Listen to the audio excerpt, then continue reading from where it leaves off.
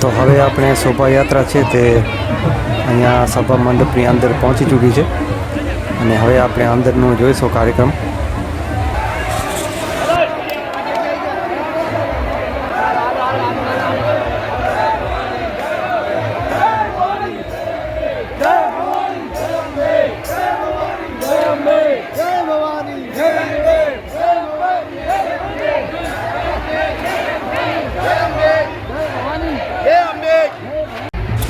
તો આજે કથાનો પહેલો દિવસ અને આપણે સવારના જ 9 વાગે જે શોભાયાત્રા શરૂ થઈ હતી તે આપણે કથા મંડપની અંદર પહોંચી આવ્યા છે અને અહીંયા કને જોઈ શકો છો ખૂબસૂરત એવો નજારો અને માણસો પણ પહેલા દિવસે આપણે શોભાયાત્રામાં ઘણી એવી સંખ્યામાં ભેગા થયા હતા ઉત્સાહ સાથે.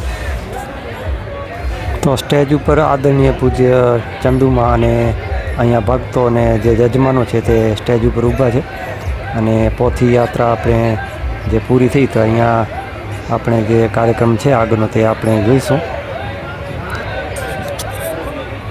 તો અહીં શ્રીમદ ભાગવત કથા જે આપણા વક્તા પૂજ્ય શ્રી જીગ્નેશ દાદા દ્વારા આજે અહીંયા શરૂ થશે તેનો આપણે કાર્યક્રમ આજે આપણે નિહાળ્યો અને આજે આપણે જે 3 વાગે કથા શરૂ થશે અને હાલ આપણે સવારનો સમય છે એટલે સવારથી આપણે પોથી યાત્રા અહીંયા શરૂ કરી હતી અને હાલ લગભગ બપોરનો સમય છે અને ત્યારબાદ અહીંયા જમવાની વ્યવસ્થા ભોજન મહાપ્રસાદ લઈ અને પછી બપોરના 3 વાગે અહીંયા કને આપણે જે દીપ પ્રાગટ્યનો કાર્યક્રમ છે તો 3 વાગ્યા પાછળ અહીંયા કથા શરૂ થશે અને અહીંયા જોઈ શકો છો તમે કે હજી કથા 3 વાગે શરૂ થશે અને બપોરનો સમય ને માણસો કેટલા છે અહીંયા પબ્લિક બહુ એવા ઉત્સાહભર્યા માહોલમાં માણસો પબ્લિક આજે ઘણી જ આજે દેખાઈ રહી છે.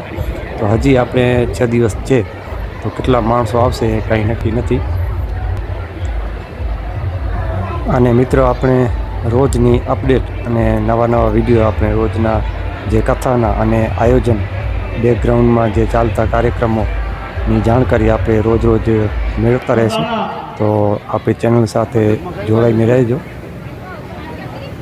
હું વિનંતી કરીશ આ કથાના શ્રદ્ધા સ્વરૂપ ઉષામાને વિનંતી કરીશ આજની કથાના સંદર્ભમાં પૂજ્ય માતાજી તેના ઉદ્બોધન કરશે. ઉષામાને વિનંતી કરીશ. ઉષામા પધારશો. અમારા રંજનબેન, ભગવતીબેન, કપુબેન, રમીલાબેન, દમયંતી, સંગીતા બધા સ્ટેજ ઉપર આવી જાય. કિશોરભાઈ, મહેશભાઈ, વસંતભાઈ, લક્ષ્મી, મુંબઈવાળા જ્યોતિ, લક્ષ્મી, મીના, ભદ્રેશ્વર, ગુદાલાવાળા બધા સ્ટેજ ઉપર પોથીના દર્શન કરવા આવી જાય. પ્રેમીલાબેન, રમીલાબેન, ભગવતી, સંગીતા, અમારા દાદા પરિવાર અને નાના પરિવાર સ્ટેજ ઉપર પોથીના દર્શન કરી જાય. કિશોરભાઈ, દમયંતી, લક્ષ્મીબેન મહારાષ્ટ્ર મસાલાવાળા, કાપુભાઈ, રાજેશભાઈ, પ્રમોદભાઈ. આજે તો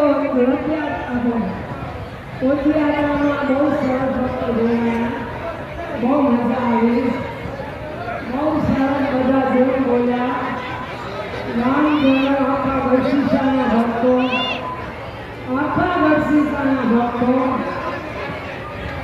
અને બાપગામથી પધારેલા ભક્તો.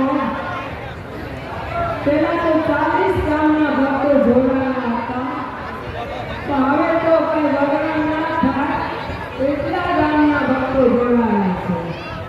તો ખરેખર ખૂબ બધાને ધન્યવાદ, ખૂબ બધાને ધન્યવાદ.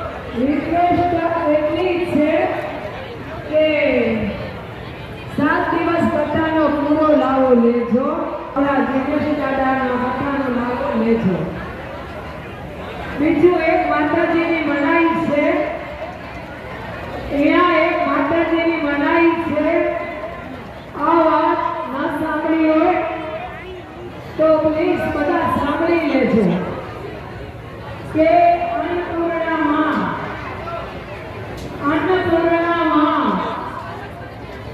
એના વગર દુનિયામાં કોઈને ના ચાલે. થાળીમાં હેઠું નહીં મૂકવાનું. આ વાત બહુ ધ્યાન દેજો બધા. અન્નપૂર્ણા માનો આપણે ત્યાગ કરીએ તો માં બીજા જન્મમાં આપણો ત્યાગ કરી દે છે. પેટ ભરીને ખાવાનું, પેટ ભરીને ખાવાનું, પણ થાળીમાં કોઈ મીઠું